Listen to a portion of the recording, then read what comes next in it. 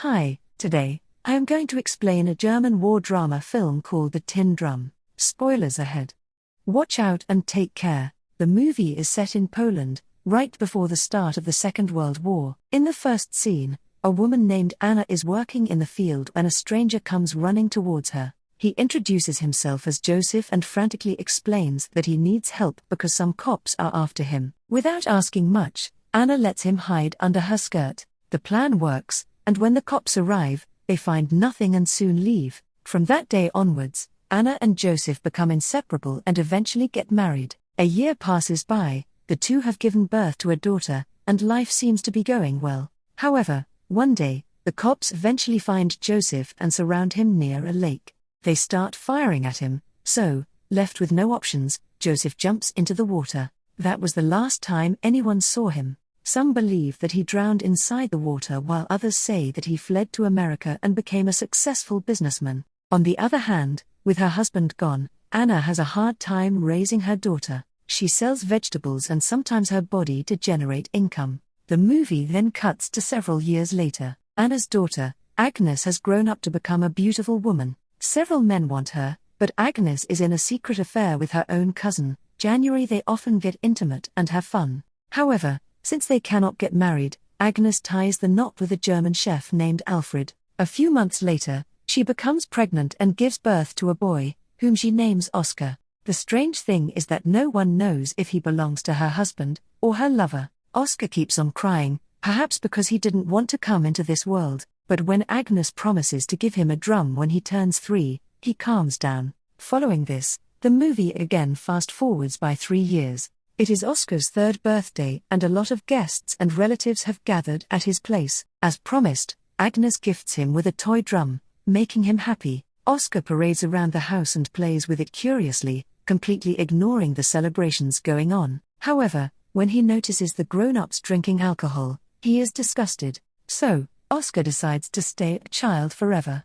That night, he jumps from the staircase and seriously injures himself. When he is taken to the hospital, the doctor diagnosed that he has ruptured certain parts of the brain which control physical growth. Now, Oskar's wish is granted, he will remain a child forever. Few weeks later, Oskar is discharged from the hospital and he immediately starts engaging with the tin drum. He takes it everywhere he goes, whether it be at home, the market, or even at school. One day, his fed-up dad tries to snatch the drum away from him, but Oskar unleashes a scream so deadly that it smashes all the nearby glasses.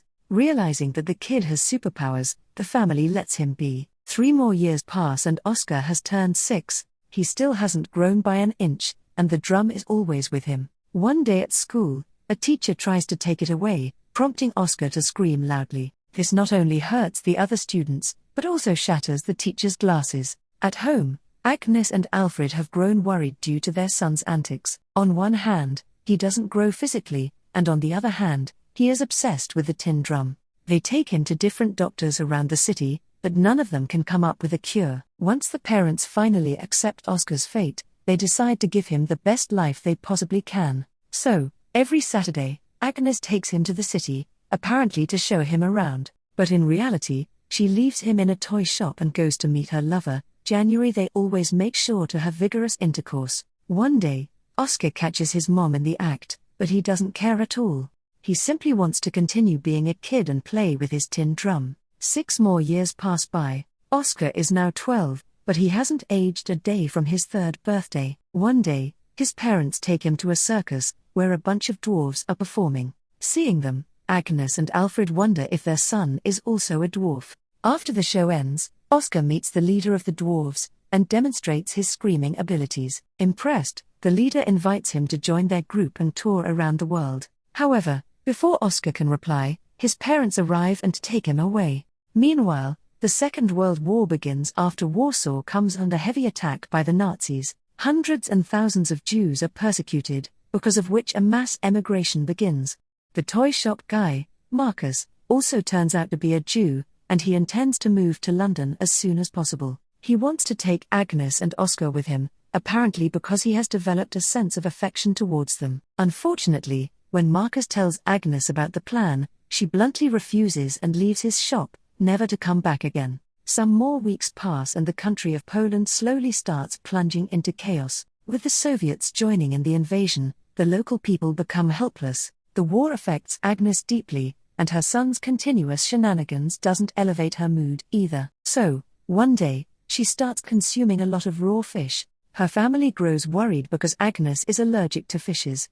They try to stop her, but to no avail. Unfortunately, the overconsumption of raw fish takes her life, as her digestive system collapses due to food poisoning. At her funeral, many friends and relatives come to pay their respects. Marcus is also among them, but he is swiftly sent away by the Nazis due to his ethnicity. However, after everyone leaves, he returns and quietly expresses his love for Agnes, something which he could never do when she was alive. Unfortunately, a few days later, Marcus' toy shop is burnt down by the Nazis. With his only source of livelihood gone, he plunges into depression, and ultimately commits the unthinkable. When little Oskar finds out about this, he is heartbroken, not because he liked Marcus, but because his toy shop was the only one in the city which repaired drums. Since Oskar's old drum is now partially damaged, he goes to his second father, Jan, for help. The latter works at the local post office, where a lot of old drums have been kept. So, Jan takes the little boy there to get him a new one. Unfortunately, on that very day, the Nazis launch a surprise attack on the post office, eviscerating everything that comes in their way. Several men are killed on the spot, and while Jan and the others fight gallantly, they are of no match against the ruthless Nazis. At last, Jan, along with the remaining Polish survivors, are taken outside and executed one by one. But luckily, Marcus manages to hide inside the post office long enough until a good Samaritan rescues him. Now, with his mother and second father both dead, Oskar starts living with Alfred permanently. One day, the latter hires a young maid named Maria. Oskar is immediately smitten by her beauty and always tries getting close to her, but Maria simply treats him like a child. Although they are of the exact same age, she is oblivious to it because of Oskar's tiny body frame. One morning, the little boy wakes up to an argument happening in the living room. When he goes to inspect, he shockingly sees his father and Maria berating each other in their scantily dressed attire. They were having an affair all along, but Oskar was unknown about it. He is heartbroken to see the love of his life being clapped by his own father. However, things are not so simple. Maria genuinely loves Alfred and wants to be with him, but he simply sees her as a commodity. He doesn't want to get married to her because of her age. That evening, as Maria is crying alone in the kitchen, Oskar tries to comfort her using his drum. However, this only aggravates her mood, and she pushes him away, calling him names. Maria soon realizes her mistake and approaches the little boy to apologize, but he instead punches her in the stomach. 9 months later, we see that Maria is heavily pregnant with Alfred's child.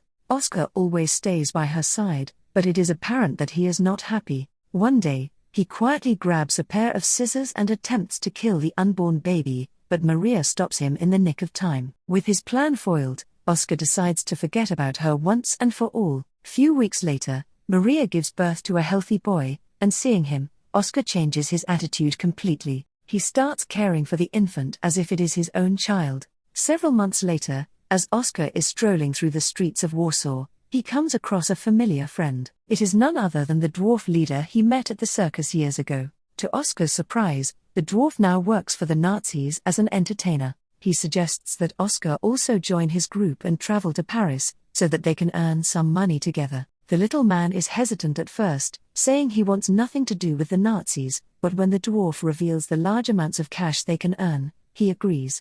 The decision turns out to be a good one for Oskar, as he lives some of his happiest days in Nazi-occupied Paris. Along with a lavish lifestyle, he also makes some good friends, who genuinely understand his problems. No one makes fun of him for the fact that he carries a tin drum wherever he goes. Moreover, Oskar also gets into a relationship for the first time in his life. She is one of the entertainers named Roswitha, who is kind and caring to him. Unfortunately, the happy days don't last long, as one day, some American soldiers raid the Nazi base with heavy bombing. Oskar and his friends somehow manage to escape, but Roswitha is not so lucky. She dies a painful death, right in front of Oskar's eyes. The incident traumatizes the little man, and unable to cope up with the current situation, he returns home. Alfred is ecstatic to have his son back, but the same cannot be said about Maria. She still despises him for the punch he delivered to her stomach years back. Nonetheless, Oskar is happy to be back home. When Maria's son turns 3 years old, he gifts him a tin drum, just like the one he got at the same age. Meanwhile, the war has escalated to the point where walking on the streets has become dangerous. The Nazis are now executing not only the Jews, but also innocent Poles. This terrifies Alfred, because although he is German, his entire family is Polish. So, to keep them safe, Alfred renovates his basement and hides everyone there. Unfortunately, one day, the place is discovered by some Soviet soldiers. They interrogate the family one by one, and when Alfred is found to be German, he is executed on the spot. The following day, a rich and influential Polish man named Mariusz takes over Alfred's restaurant. He also conducts the recently deceased chef's funeral, citing that he knows what it feels like to lose a family member. Mariusz explains that just a few months ago, his wife and children passed away in an accident. Oskar is also present at the funeral, and this is when it finally dawns on him that he has become an orphan. His mother and both fathers have been killed. So, now, he wants to finally grow up and take care of himself. Oskar initiates the first step towards being an adult by throwing away his favorite tin drum. He painfully says goodbye as it was the only thing that has stayed with him all his life. While his parents, family members, and loved ones passed away one by one, the drum always remained by his side. Just then, his stepbrother strikes him in the head with a rock, knocking him out. Everyone rushes to check on him, and when they see blood gushing out of his nostrils, they become worried. Fortunately, there is a doctor among the funeral attendees, and he reports that Oskar is not only fine, but he will start growing again. The part of his brain that is responsible for physical growth has somehow healed after the impact. Hearing this, everyone becomes happy. In the final scene, we are shown that the gruesome war has finally ended after the fall of Berlin. Poland is liberated after almost 6 years of brutality. However, most of the country has been torn apart, so hundreds of families are emigrating to the West in search of a better life. Among them are Maria and Oskar, who hurriedly get on a crowded train and depart the city. The movie ends as Oskar notices his grandmother, Anna, staring at him from the station. He screams at the top of his lungs to stop the train, but because he has started growing, his powers are gone. Anna keeps on staring at him until the train goes out of sight. I hope you like this. Thanks for watching.